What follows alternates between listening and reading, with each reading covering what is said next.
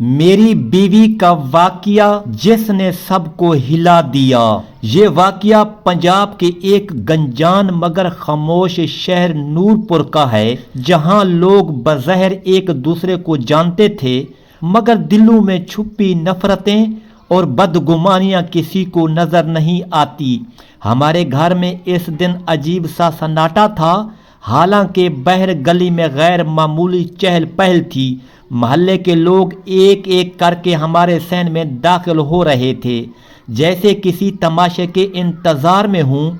درمیان میں ایک بڑی LED اسکرین نصب تھی اور سب کی نظریں اسی پر جمی ہوئی تھی۔ میرا نام ریحان ہے اور میں پیشے کے اعتبار سے ایک کیمرہ مین ہوں۔ جدید کیمرے، چھوٹے بٹن کیمرے، ٹائٹ ویژن لینس، یہ سب میرا روز کا کام تھا۔ مگر آج جو کیمرہ استعمال ہونے جا رہا تھا وہ کسی شادی، کسی تقریب یا کسی فلم کے لیے نہیں تھا، بلکہ ایک قبر کے لیے تھا۔ یہ خیال میرے لیے بھی ناقابل یقین تھا، مگر حالات مجھے یہاں تک لے آئے تھے۔ میری بیوی ہینا ایک باپردہ، دیندار اور خاموش مزاج لڑکی، جس سے میں نے اپنی مرضی سے نکاح کیا تھا۔ وہ قرآن کی تلاوت کرتی، گھر کو جنت بنانے کی کوشش کرتی، مگر میری ماں رشیدہ بی بی کو وہ کبھی پسند نہ آ سکی۔ وجہ صرف ایک تھی، میں نے اپنی ماں کی پسند سے شادی نہیں کی تھی۔ اس دن مغرب سے کچھ پہلے محلے میں یہ بات پھیل چکی تھی کہ آج ایک بد کردار عورت پر عذاب قبر دکھایا جائے گا۔ یہ سن کر میرا دل کانپ اٹھا، کیونکہ وہ عورت کوئی اور نہیں، میری بیوی تھی۔ رشیدہ بی بی بلند آواز میں لوگوں سے کہہ رہی تھی، او دیکھو اللہ کا عذاب کیسا ہوتا ہے۔ جو عورتیں گھر برباد کرتی ہیں ان کا انجام یہی ہوتا ہے۔ لوگ شاید ایمان تازہ کرنے کے بہانے آئے تھے، مگر حقیقت میں تجسس انہیں کھینچ لایا تھا۔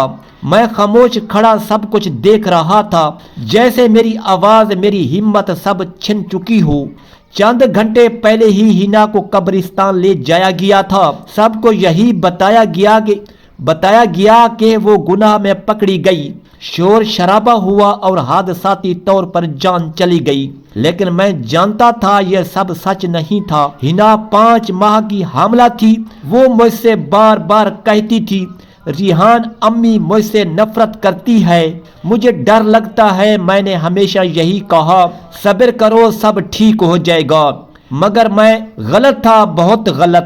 جب LED اسکرین آن ہوئی تو قبر کے اندر کا منظر واضح دکھائی دینے لگا۔ لوگوں کے منہ کھلے کے کھلے رہ گئے، کچھ عورتیں سجدے میں گر گئیں اور کچھ نے شور مچانا شروع کر دیا۔ میرا دل زور زور سے دھڑک رہا تھا، جیسے کوئی بہت بڑا راز اب کھلنے والا ہو۔ اسی لمحے مغرب کی اذان کی آواز گونجی اور قبر کے اندر اچانک حرکت ہوئی۔ میرا سانس رک گیا، میں پاگلوں کی طرح قبرستان کی طرف بھاگا۔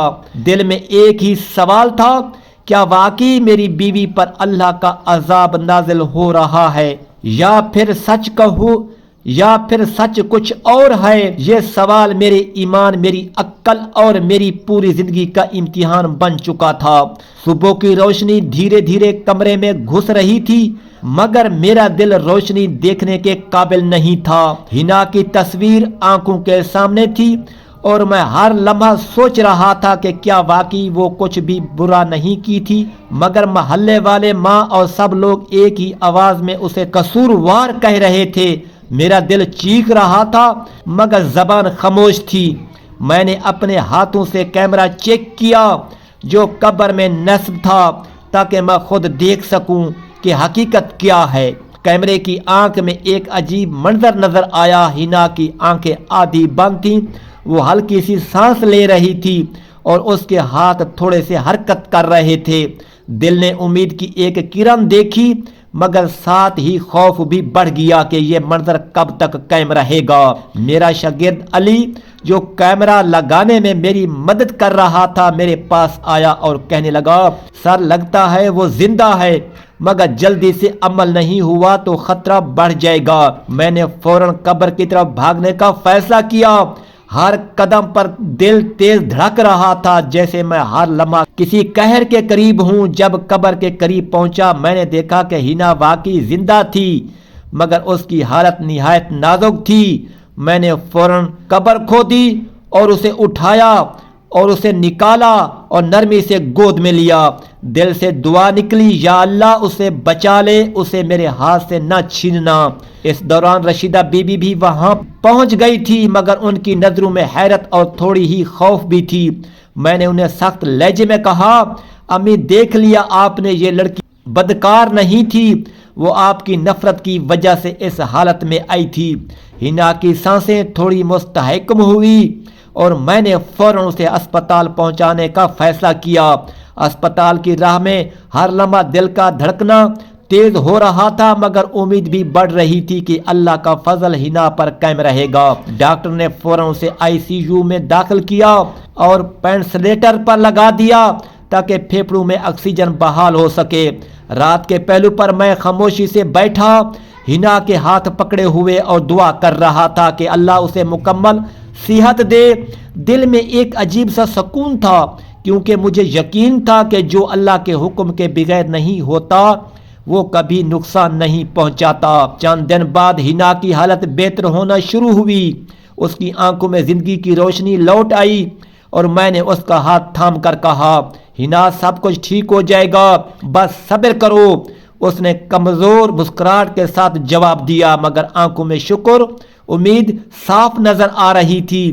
میں نے فیصلہ کیا کہ اب کسی بھی حال میں ہنا کو اپنی ماں کی نفرت کے سامنے نہیں آنے دوں گا۔ میں نے اپنے گھر کے معاملات دوبارہ ترتیب دیے اور ہنا کی حفاظت ہر حال میں کرنے کا وعدہ کیا۔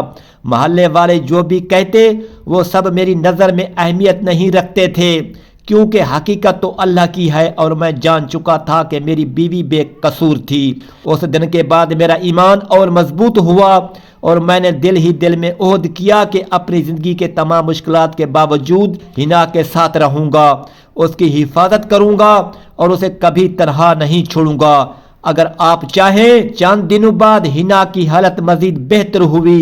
ہسپتال کے کمرے میں خاموشی چھائی ہوئی تھی، صرف بیپ بیپ کی آواز اور ڈاکٹر کی ہلکی ہلکی باتیں سنائی دے رہی تھی۔ میں ہر لمحہ اس کے ہاتھ پکڑے بیٹھا تھا اور دعا کر رہا تھا کہ اللہ اس کی جان سلامت رکھے۔ دل کے اندر ایک عجیب سا سکون اور خوف دونوں ایک ساتھ موجود تھے۔ ہنا کی آنکھیں جب کھلی وہ تھوڑی سی مسکرائی اور کہا، آپ یہاں ہیں؟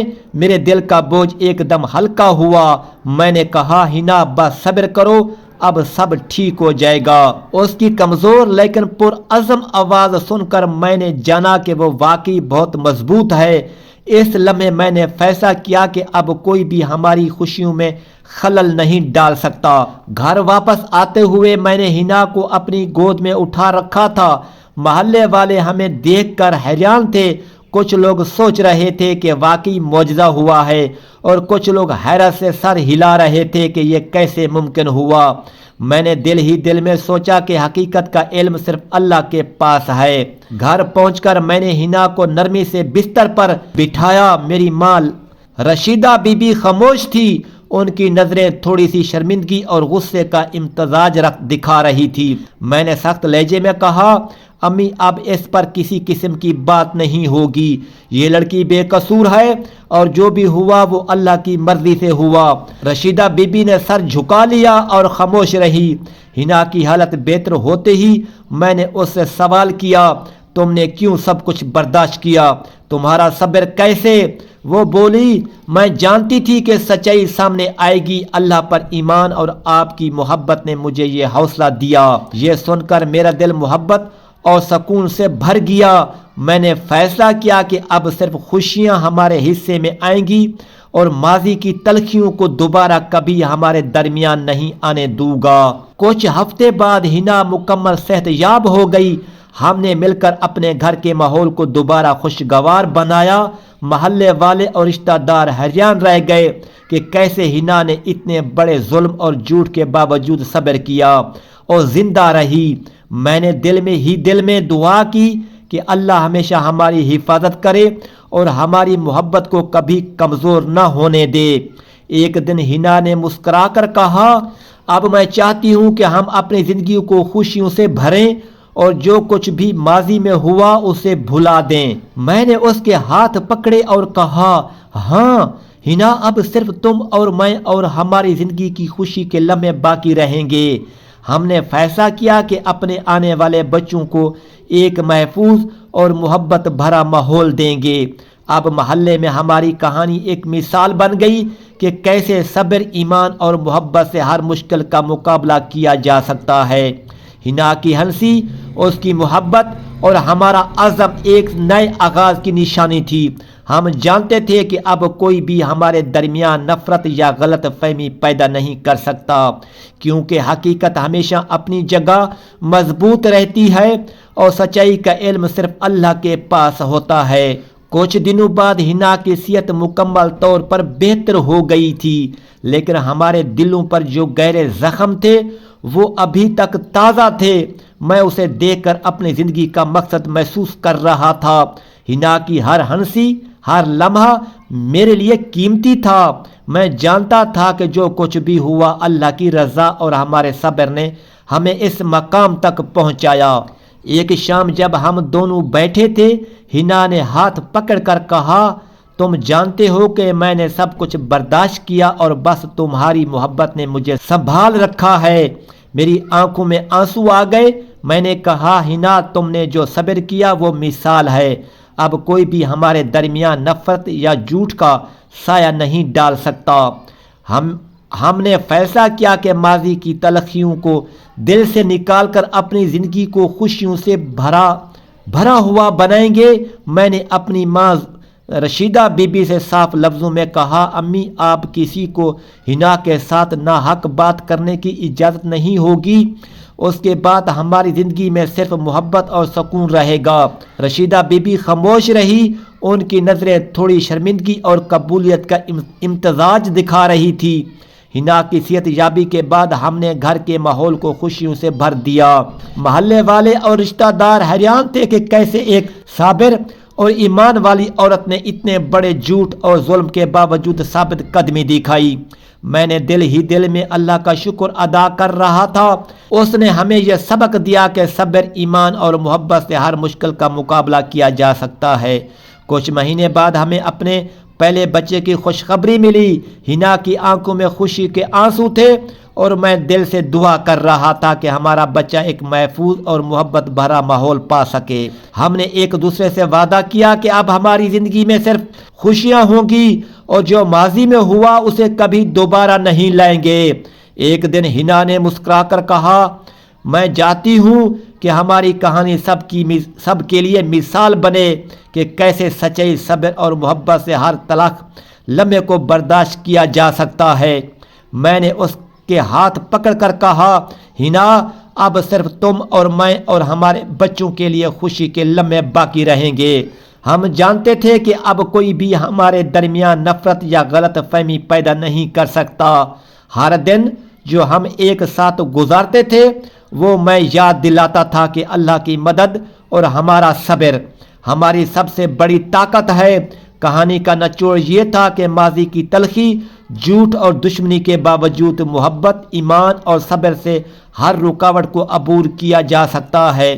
ہم نے زندگی کے ہر لمحے کو قدر سے جینا سیکھا اور یہ جان لیا کہ اصل طاقت انسان کی ہمت اور صبر میں چھپی ہوتی ہے۔